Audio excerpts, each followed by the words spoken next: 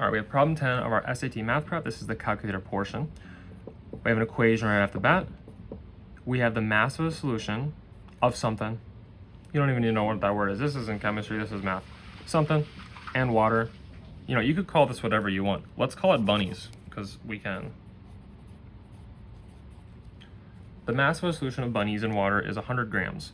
The given equation represents the situation where X is the volume of bunnies in cubic centimeters and Y is the volume of water in cubic centimeters. If the volume of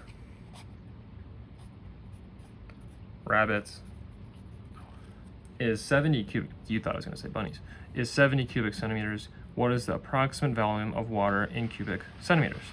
Okay, so they're telling us that this equation, the mass of the solution of bunnies in water is 100 grams, okay? This 100 is 100 grams, which means that this equation is an equation to find mass, okay? To find mass. So now it represents the situation where X is volume, Y is volume. If the volume of bunnies, rabbits, is 70, what is the volume of water?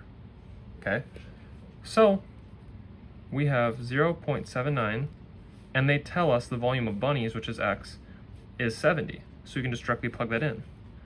Plus 1.0 Y, because they don't tell us Y. Oh, and look at that.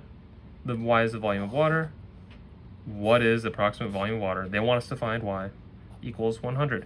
Now, this is a perfect situation. You can solve this if you want by paper, or into our trusty calculators, you can just plug it directly in. 0.74 times 70 plus 1.0 B, we'll use Y. Where's our Y? I couldn't find it. Y.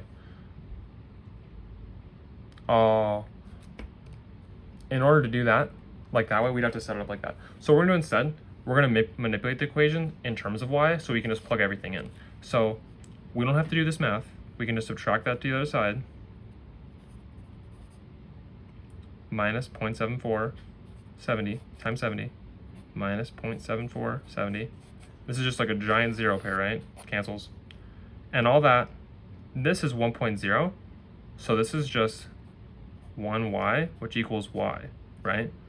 So in this right side equals 100 minus 0.74 times 70. So look at that, we're already done. So we have Y equals, and we're gonna put the right side into our calculator, 100 minus 0.74 times 70.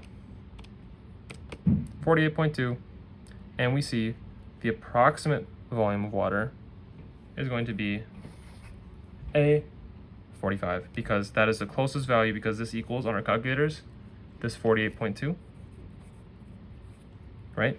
We can see that is the closest one in cubic centimeters. Our answer is A.